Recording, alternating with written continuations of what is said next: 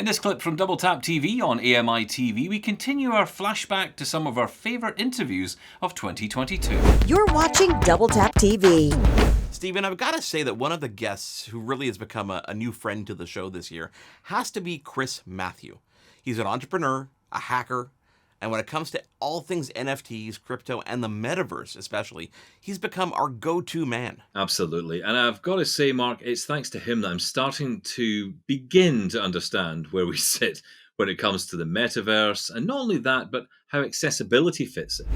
Tell us, what is the metaverse? This isn't a new concept, is it? The simple definition I use frequently for the metaverse is it's a transformation of the internet from 2D websites into 3D web spaces. That's how I look at it. And you can go crazy deep on that, that definition and talk about, things like the spatial web, like what's the web going to look like when it doesn't have screens anymore? You can talk about all stuff, but I think at the root, it's transitioning from 2D websites into 3D spaces that are immersive. I just want to ask, I mentioned up top about, this idea of getting away from the rectangle in front of us, the phone, and moving towards a world where the internet is essentially all around us. That's the world we live in at the moment, is we lie in bed staring at our phones or our iPads or our tablets late into the night.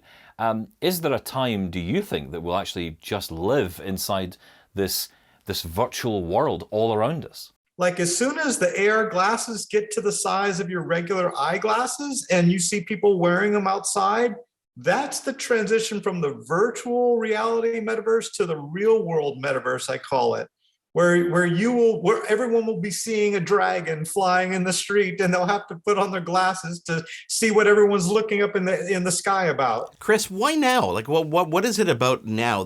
Is it the pandemic? Is it, I don't know, is the world not good enough around us? Why is now this mad rush for the metaverse? I think it's a land rush. If you kind of stop and think about it, like what did the world, when the internet first came out, and the web browsers first started getting popular, they saw like how the world changed overnight with the web.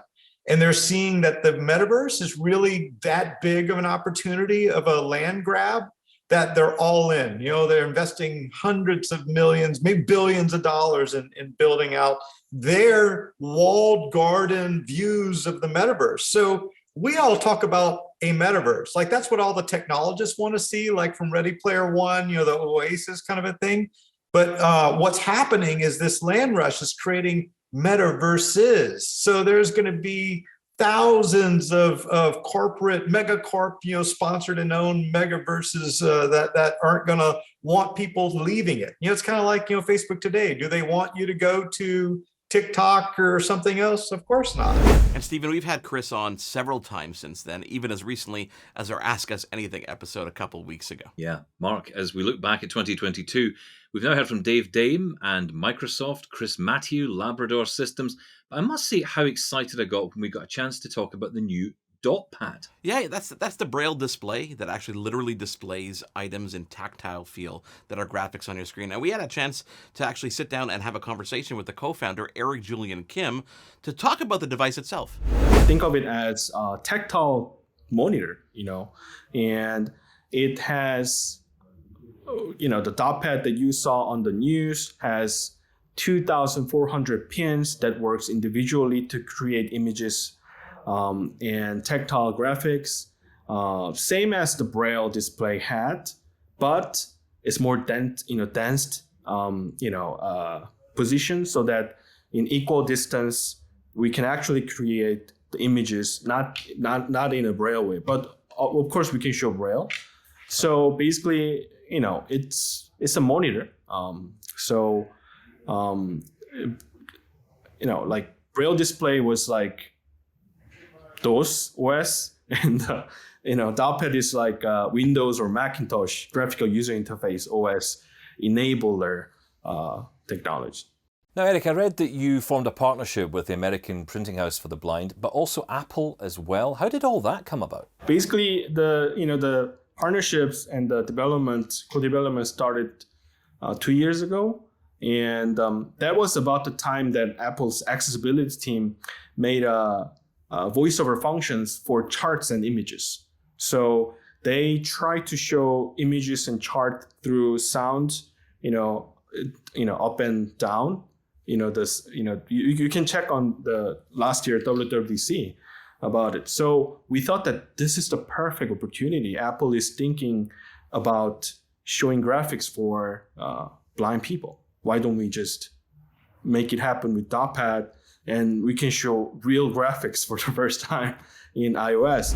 That is Eric Julian Kim. Steven, you had the chance to actually use the DotPad. Have they asked for it back yet? Yes, they have, unfortunately. But what a fantastic device. And, what a great way for us to be able to learn how tactile graphics work through a device like this. What really amazed me about this device is the fact that they had worked with Apple. This is quite new and quite innovative in a lot of ways. They had actually worked with Apple and actually had options in the rotor in VoiceOver on an iPhone to be able to connect up and use this device, to be able to send an image to the device, to get a scan of an image, to be able to layer images as well. So let's say you are standing in front of a mountain. I can detach you from the mountain. I can feel the mountain. I can get a sense of the size and the scale of it. And then I can get a size of how tiny you are, no offense, but tiny you are next to the mountain. We are looking back at the year that was here on Double Tap TV. Let's take a quick break. Can't get enough Double Tap TV? Subscribe to the podcast and get your fill of Double Tap every day. Visit doubletaponair.com and follow us now. Double Tap TV will be right back.